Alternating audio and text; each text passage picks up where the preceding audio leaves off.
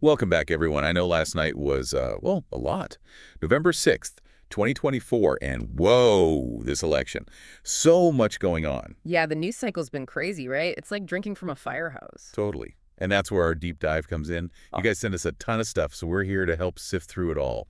Election results, expert opinions, the whole 9 yards. Right, because it's not just about who won, but what does this all actually mean, both now and for the future? Exactly. So let's just jump right in. The big story, the one no one predicted, is Donald Trump. He's back in the White House. Defeating Kamala Harris. Yep.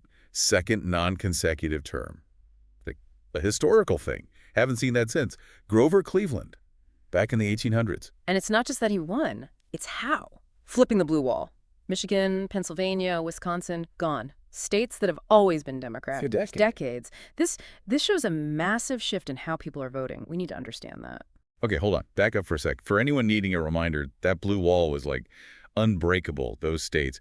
Always Democrat presidential elections. So for Trump to turn them red, that's a huge deal in politics. Yeah, you're talking a possible realignment of the entire electorate. Voters who used to be with the Democrats, now they're with Trump. Big question is why? What made that change? Let's look at Pennsylvania. Super important state in this election, ended up going to Trump. 50.9% of the vote, so he got all 19 electoral votes there. Close one, huh? Super close. Just a tiny shift could change the whole thing. And it wasn't just Pennsylvania, right? Georgia, North Carolina, Florida, all super close races. This shows just how split the country is, and it could mean future elections are just as unpredictable. So how'd Trump do it? What was his, magic trick? Well, one thing was really firing up his base. Those core issues from back in 2016, immigration, the economy, national security, he hammered on those, and it clearly worked for a lot of voters. It's interesting how those same issues still have so much power for him. He knows how to tap into those anxieties and present himself as the answer. And don't forget, he's a master of the digital game. Social media. He bypassed all the traditional media and went straight to the voters.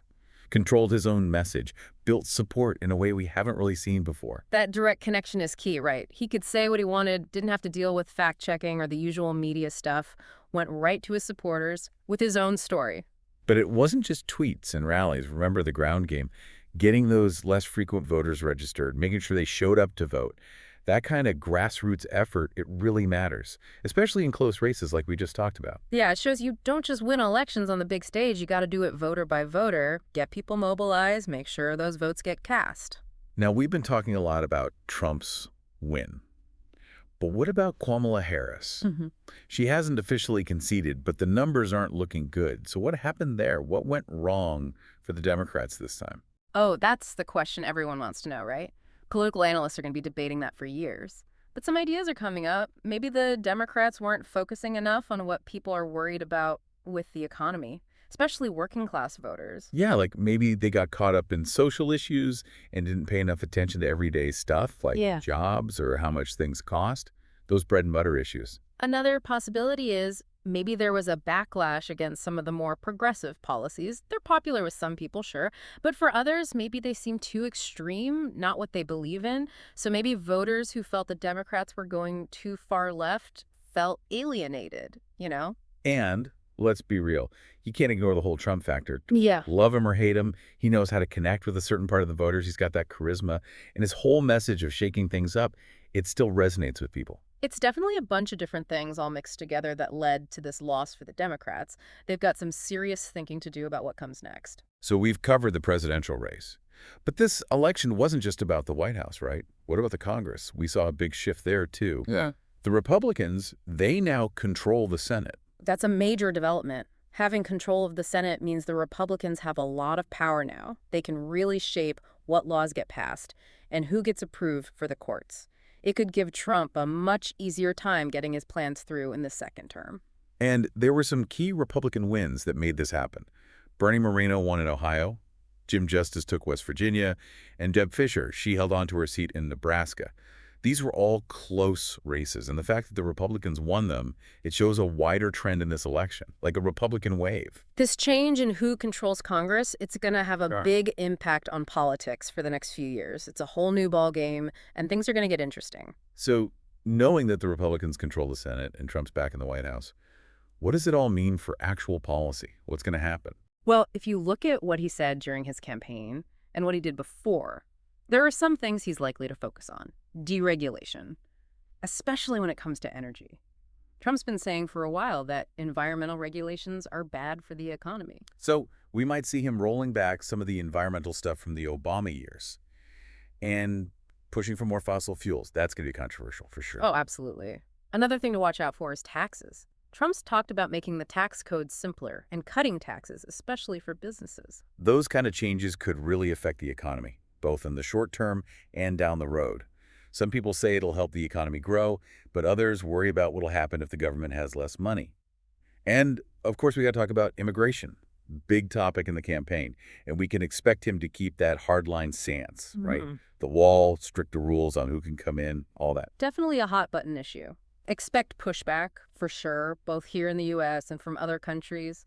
Could even see some legal fights, protests, the whole thing. And then there's education, another area where Trump wants to change things up. Maybe even, like, getting rid of the Department of Education or restructuring it somehow. Now that would be a major shakeup. He's also talked about school choice, paying teachers based on how well they do, all that. Lots of different groups are going to have something to say about those ideas, that's for sure. So, yeah, looks like things are going to be busy for the next 4 years. Lots of policy changes coming. And speaking of busy, what about the rest of the world? How are they reacting to Trump being back? And what could this mean for how America deals with other countries? World leaders are sending congrats, yeah, but you can tell there's some nervousness out there. Trump's first time around, things were kind of, unpredictable. And he was definitely more about America first, less about working with everyone else. So lots of people are wondering what he'll do this time. Yeah, I remember all that stuff with NATO and how he kind of went his own way on trade, shook things up a bit back then. We're probably going to see some of that again. Definitely. Trade is a big one to watch. If Trump keeps going with his protect American jobs thing, could mean trouble with big trading partners, like China or the European Union. So even though we don't know all the details yet, it's pretty clear Trump winning is going to have a big impact around the world. Alliances might shift, maybe some trade wars, lots of uncertainty for everyone. It's kind of fascinating, actually. The whole world's watching, holding their breath to see what America does next with its foreign policy. Feels like a lot's riding on these next 4 years. Okay, so potential changes here at home and ripples across the globe. But let's bring it back to, like, everyday people.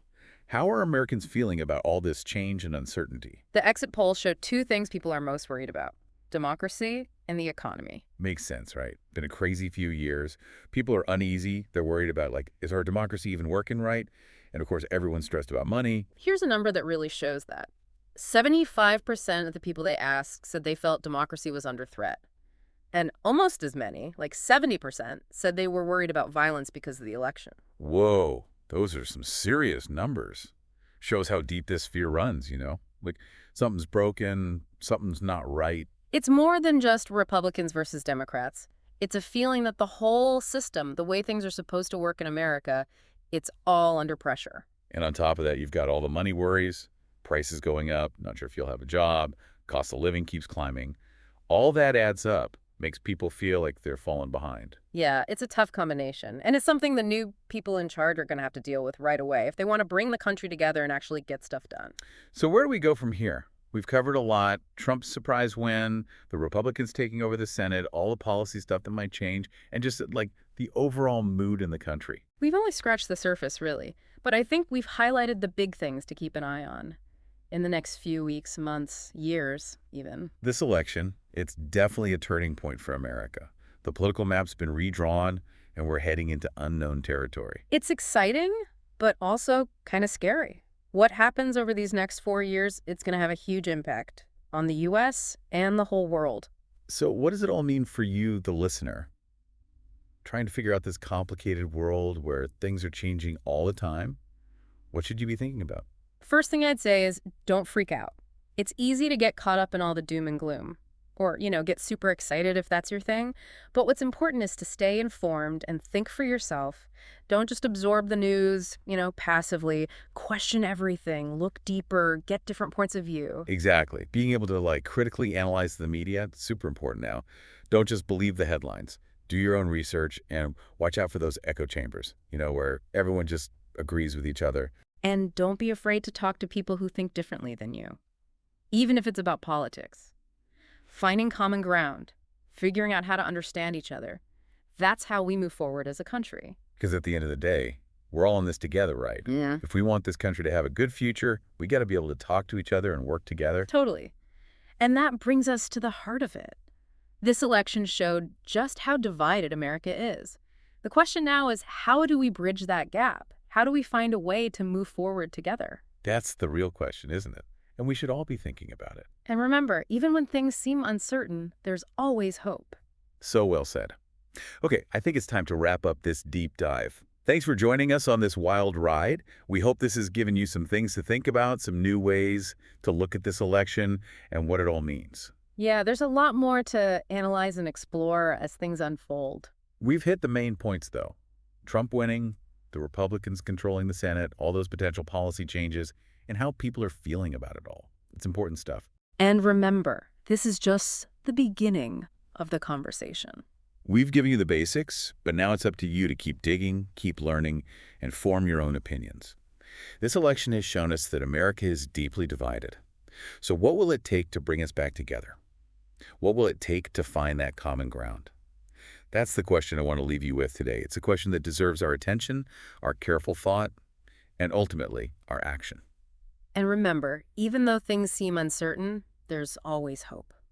So stay curious, stay involved, and keep those sources coming. We'll be here for your next deep dive. We hope this deep dive has, given you some things to think about, a new way to look at this election and what it all means. Yeah, there's still so much to unpack as things develop.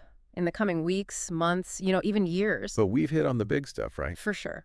Trump winning, the Republicans taking control of the Senate, those policy changes we talked about, and, how people are feeling about democracy and the economy, all key pieces of the puzzle. And this deep dive, it's just a starting point. Exactly. We've given you the overview, but now it's up to you to keep digging, keep exploring, form your own opinions. This election, it's shown us just how divided America really is. So the question is, what will it take to bridge those divides? To find some common ground? That's what I want you to think about. It's a big question, one that we should all be thinking about for sure. And remember, even when things feel uncertain, there's always hope. Couldn't have said it better myself. Well, folks, I think that's about it for this deep dive. Thanks for joining us. We'll be back soon with another one.